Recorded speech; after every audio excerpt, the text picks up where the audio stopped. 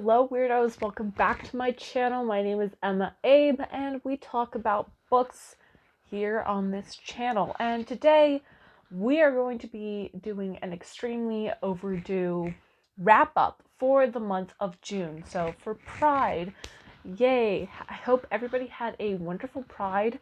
I did. I didn't do anything like Pride event specific because of, unfortunately, where I'm living right now, their celebrations are kind of happening later, and the places I'm going to be moving to have already had their Pride celebration, so I get no Pride. But in terms of big celebrations like the festivals and the parade, but that's okay. Instead, what I did is I bit the bullet and I watched A Word of Honor, which I recommend that, like 9 out of 10, practically 10 out of 10. Really, really good. It's on Netflix. It's also on YouTube. If you want gay boys, there you go. That's my recommendation to you. We also have the baby here.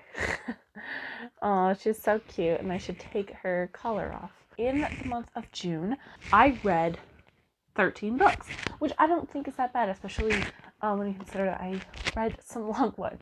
So the very first book that I read in the month of June is House of Earth and Blood. This is by Sarah J. Maas. So I read this because it won the Fantasy Award for the Goodreads Choice Award. I've never read a Sarah J. Maas. This is my first Sarah J. Maas.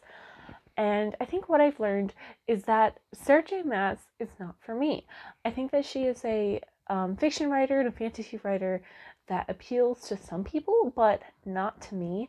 I was genuinely frustrated by this book. It made me really mad at times. Let me explain why. I'm not really sure if I want to talk about like the good things or the bad things. I don't know. I'll just start off with some good things. I really like how trauma is talked about. Trauma sticks with the characters, especially the main character, and I like that. I feel like that's something that we don't see often enough in like fantasy, or at least that I don't see often enough in fantasy, and I really enjoy it because you know after watching this that the main character is going to need serious therapy, and I really liked that. I thought it was overall like engaging. It made me want to like keep reading, if that makes any sense. There were some parts that dragged a little bit, but like not a whole ton. So there's some of the good things. Now for the parts that I didn't like about it so much, and this first thing is gonna be more of like a personal preference thing to me, so as to why I didn't like the book. So with that, do you guys know what the Omegaverse is? So if you know what the Omegaverse is, good for you. You can just kind of like ignore my brief explanation. The Omegaverse is heavily used in fan fiction. There are published works with the Omegaverse. However, it is way more popular on like sites like fanfiction.net and AO3 because it's a fanfiction trope. The basic idea, it's kind of based off of the idea of like wolf packs with alphas and omegas, and the Omegaverse can be very different in terms of like what its rules are for each author that writes inside the Omegaverse. But the basic thing is that you have alphas and omegas, and alphas, they're like big, brutish, you know, can get people pregnant. Alphas are like meek and docile and can get pregnant. Various like bending of tropes here and there, and that's basic information. And you have also other things like betas, and sometimes it goes way more into it. So that's the Omegaverse. Brief introduction. When I read fanfiction, I generally like the Omegaverse. It's something that I personally enjoy. However, there is a portion of the Omegaverse that I don't like. And that is a portion where the like alphas and omegas, the characters have more animalistic traits, and more so than just like fangs. Like they might have like wolf feet or like transform. I don't like that. So why am I talking about the Omegaverse in conjunction with House of Earth and Blood? That is because she uses the Omegaverse without calling it the Omegaverse specifically in this book. So the main character's best friend is an alpha, and she's an alpha of this wolf pack, and it has all of these Omegaverse like dynamics into it, which, you know, on surface level isn't bad. However, it skews way into that corner of the Omegaverse where they have animalistic traits. So like they have paws and like fur and stuff like that, and I'm just like, I don't like that. I don't like that. Overall, this book in general falls into a lot of like fan fiction-y tropes and Omegaverse tropes, which on the whole like isn't necessarily a bad thing. However, in my mind, I read fan fiction for a different reason to the reason why I read published works. And that's kind of how I feel about the distinction. Just me, a personal preference thing. I'm not a big fan of lots of fan fiction tropes bleeding in between the two. That's just my personal opinion. Take it whatever way you want. So that's thing one, one of my biggest things that I don't like and kind of puts me off. Thing two, they totally fucking queer baited the main character. And this is what made me really, really angry. So let me just give you like kind of a basic rundown. You have main character. She's a red-haired, fiery, like very sexy half elf person. I don't remember her name. Her best friend is this leader of the wolf pack. She's an alpha. She's also female. The first like 5 chapters we get of them interacting together, I'm just like, oh, you guys are into each other. Okay, that's great. We get a sapphic story. I'm loving this. And that really comes through with a lot of how they talk about each other and the things they do for each other, specifically in those first couple of chapters. And then, as the story says, it says in the fucking dust jacket, her friend, the main character's best friend, this alpha pack leader person, is brutally murdered along with the rest of her pack. I was like, oh, that's tragic. That's not fun.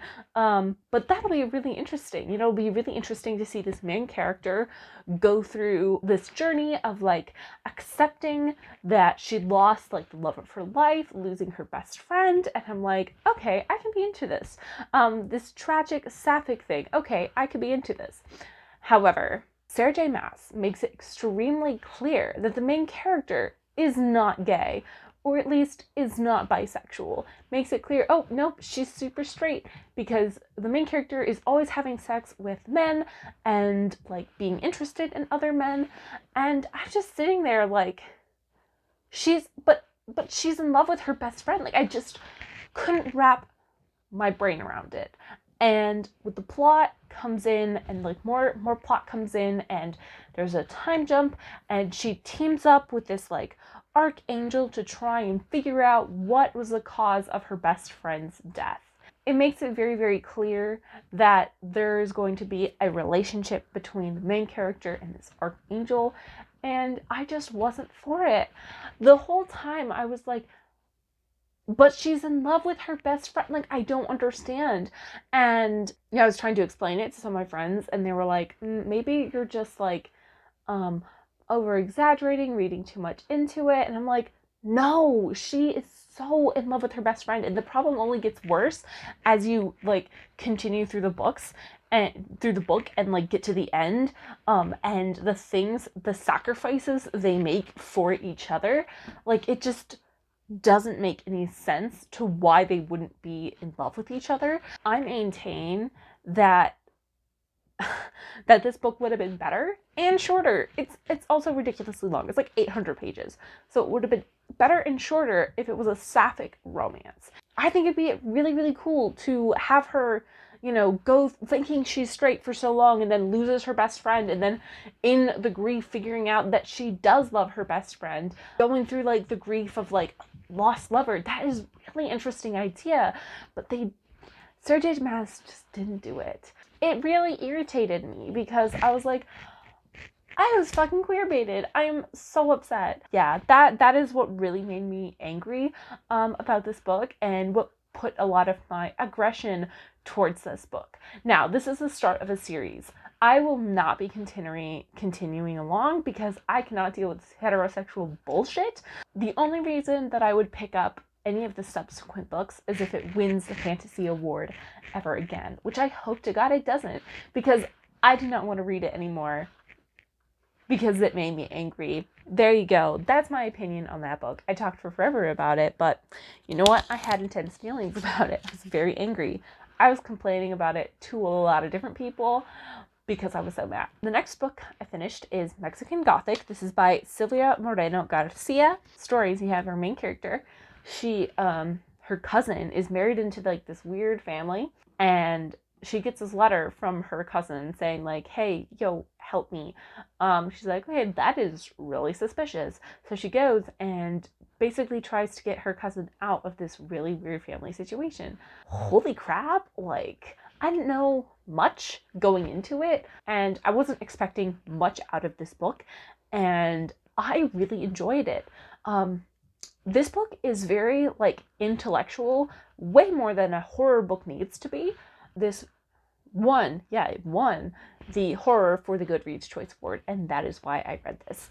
It's so much more intellectual than it needs to be, and I love that part of it. And a lot of that comes through with the conversations that the main character has with the other like members of the family, and it also comes through in the fact that she's an anthropologist, which I'm an anthropologist. I love that. I love the representation. I was just like, yes.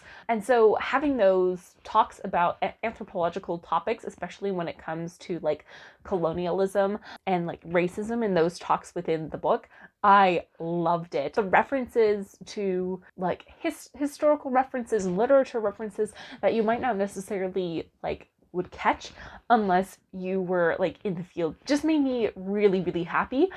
It does get really weird towards the end, and it gets really fucked up, and I really liked it. I wouldn't say it's necessarily scary because it's just a little bit too much on like the fantasy side for me, but not too much. It just stretched a little bit of the science for me a lot, but otherwise like I really enjoyed this, and I would recommend this book if you're at all interested. Get it from your library, go buy it.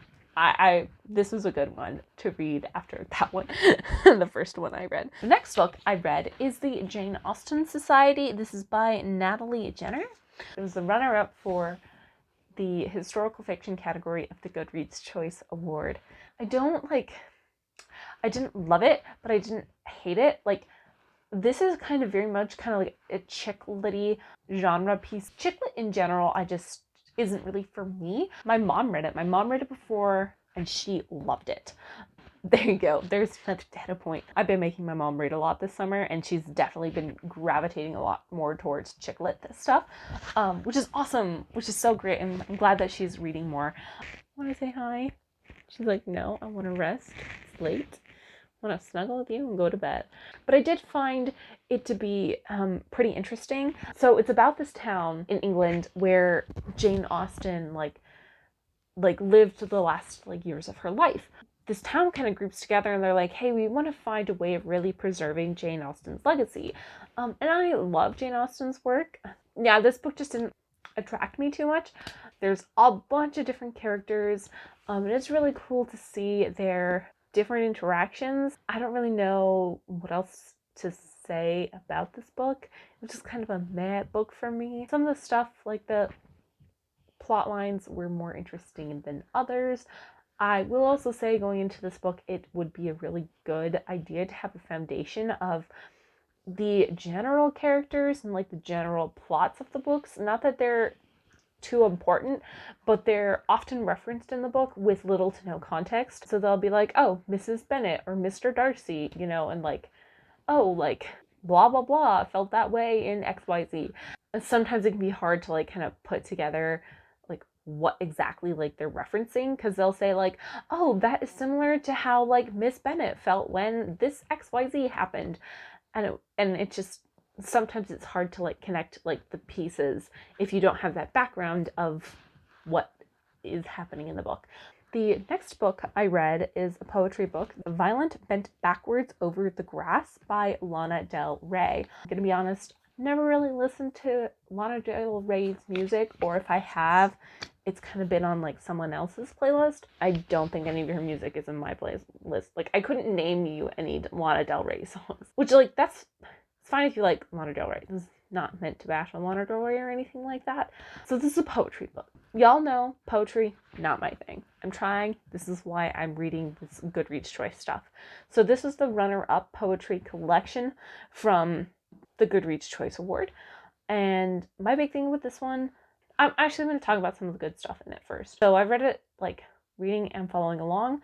And I liked that. I liked the audiobook. I thought it was like really interesting. They had like this cool music and stuff like that. And I thought some of the poems lent really well to like the audiobook. It's good to hear them out loud. Some of the poems had like a really nice like rhythm that I liked to them. That's a big thing for me with poetry, is like I like rhythm. I'm not a poetry person. I should not be talking about this. I will link below in the description a video done by Rachel Oates dissecting this book. But my biggest thing with this is because I was listening and following along, and you'd think that the order in which the poems appear in the book would be the order in which they appear in the audiobook.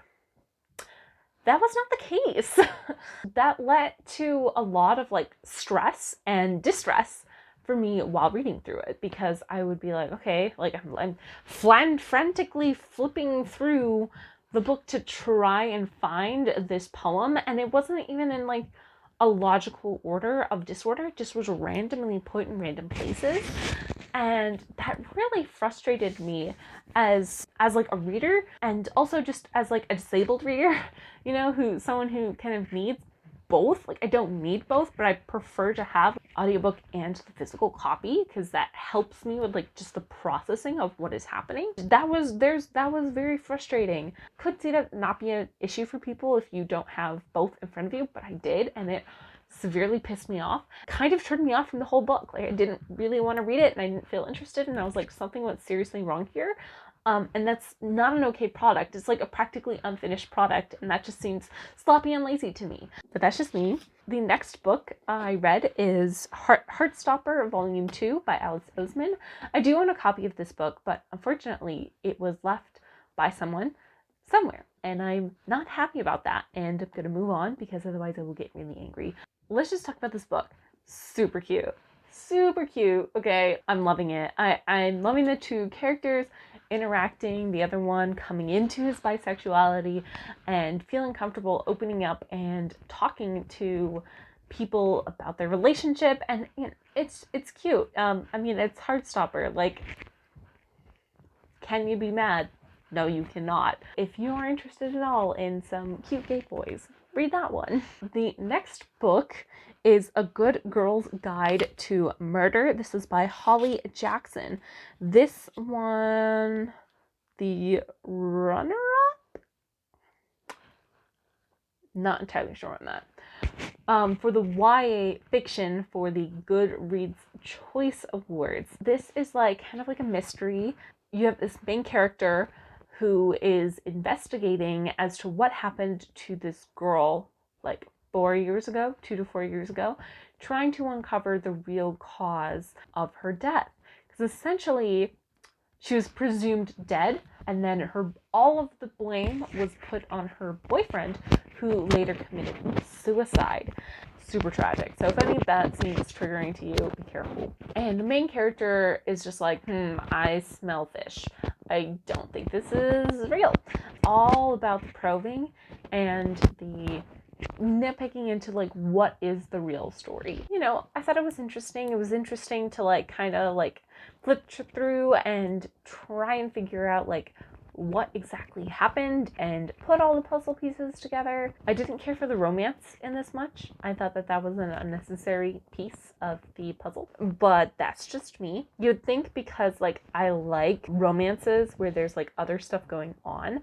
I think it's more of like I like romances where there are other stuff going on rather than like mystery thrillers with a romance. if that makes sense.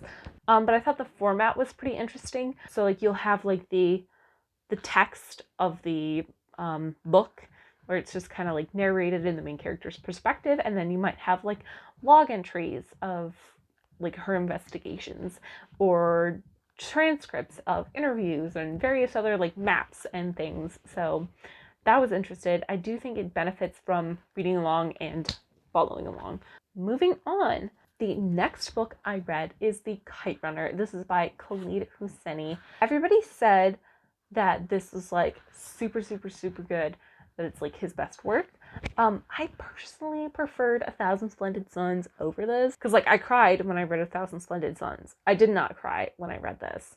My kind of like big thing with this is like main character is an asshole. I just didn't get like the whole redemption arc, and I get that he's not like written to be like a good person.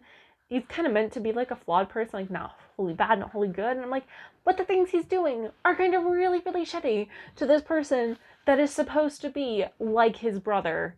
And I just couldn't get behind like the main character, and I think it kind of hinges on you being behind the main character. And I just wasn't. I was like, you're a butthole. You're a butthole. Own up to it. There's not as much like satisfaction as I would want.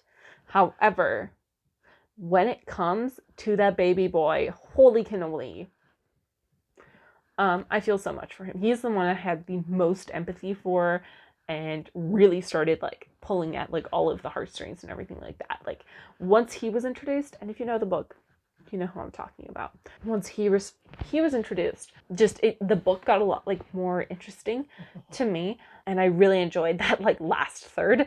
Yeah, I didn't think it was bad. Like, it's well written. I really like the way that Khalid Hosseini writes. He does it in a way that like really like makes you think about like what's going on, and I really appreciate that. He does not make the like reader feel dumb at all, and it's really, really good.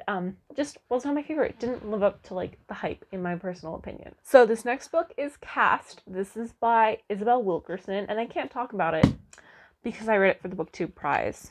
Next book is Wow, No Thank You by Samantha Irby. This was the runner-up for the Humor Award for the Goodreads Choice Award. I just didn't get it. Very few times did I actually laugh out loud in this book. And I think it's just that like my brand of humor doesn't like really like mesh with it.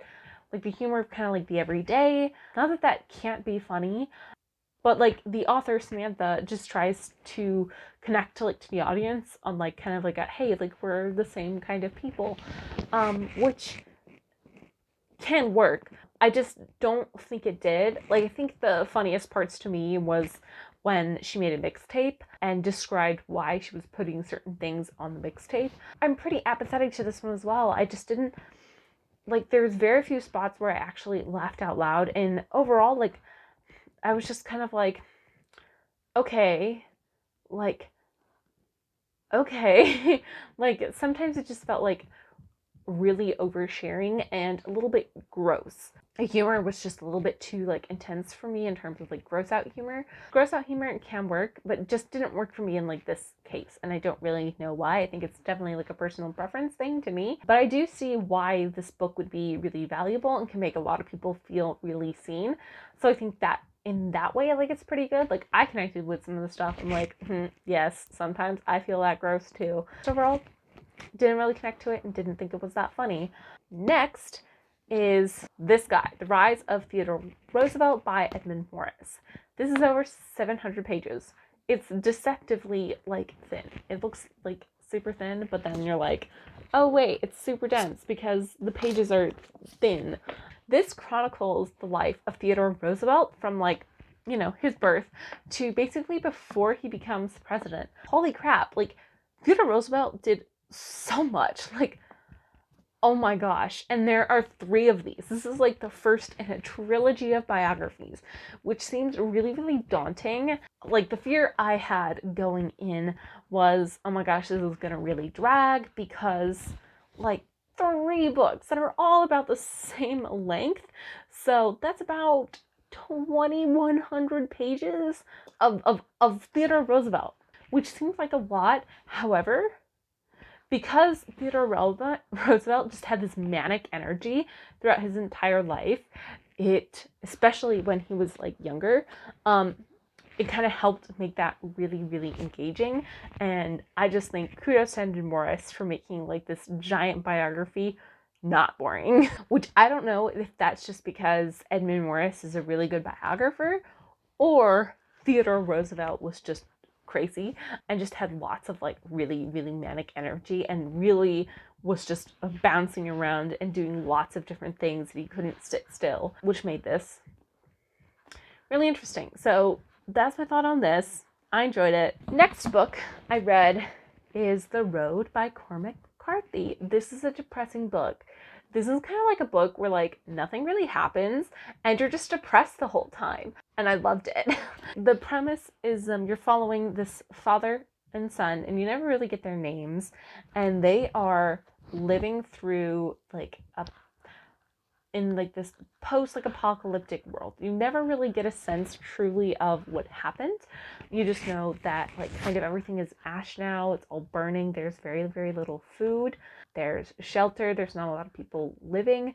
And it's just these two people bumping into various people and trying to survive. Holy cannoli. It gets really intense. Oh my God. Like some really fucked up shit happens in here. I really, really enjoyed this. This is one of those like dark books where it really explores like the depravity of humanity. There's no supernatural bullshit in this at all. Made me really happy. So it's all like what humans do in very, very desperate situations. And I loved exploring that. The ending I felt was a little bit weak just because it was ended a little bit happier than I wanted to. That's not saying much because it's The Road, but I thoroughly enjoyed it. I would highly recommend if you want some just depressing, like nothing happens to the entire thing. Like there's no chapters. It's just a slog. But I loved it. It was great. Yes, I would recommend this. Yes, I loved it. You want to say hi? Want to say hi? Yeah? Really cute. The next book I read is Queens of Geek. This is by Jen Wilde. And this is you're following three friends. And they're going to a convention in LA. And they're from Australia. And one of them is like the social media influencer. She's a YouTuber. She landed a role in a movie and is like popular. And the other two people are her best friends. One of the best friends is autistic. So great representation there. I really liked that. The influencer main character is bisexual. And she recently broke up with her boyfriend, who is also her co-star, and he's a bit of an ass. He's not a bit of an ass. He is an ass. So yeah, it was a cute little story. I didn't love it as much as people wanted me to love it. This was recommended to me by the Bookish Raider. Channel will be linked down below. And this is like their favorite book. And it's just, I feel bad saying, it's just not my favorite book. It was cute. I definitely see why like she could be seen. This is not really like, yeah, you want to sniff the book? Does it smell good? It's just not my particular genre. It's cute, it's fluffy, not like my absolute favorite. But that's just me. The last book I read, we're finally at the end of this video. What?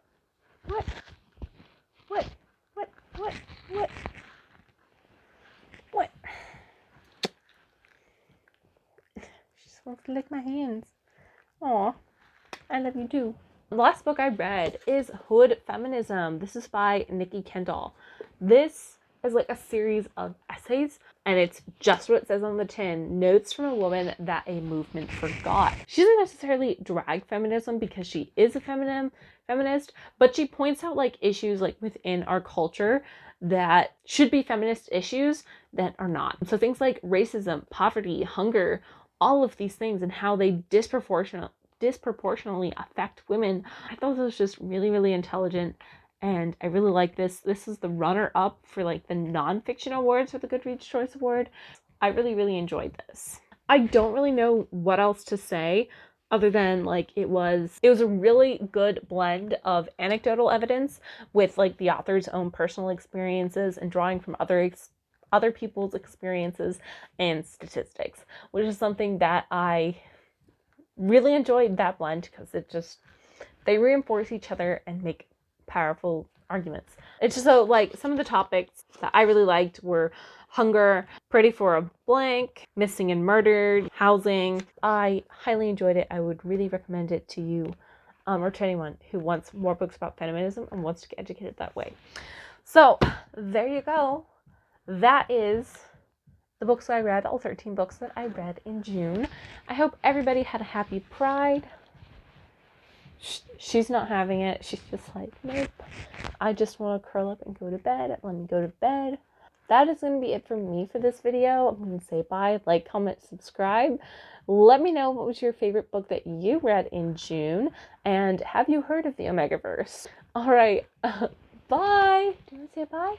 Do you want to say bye, baby? Okay, bye.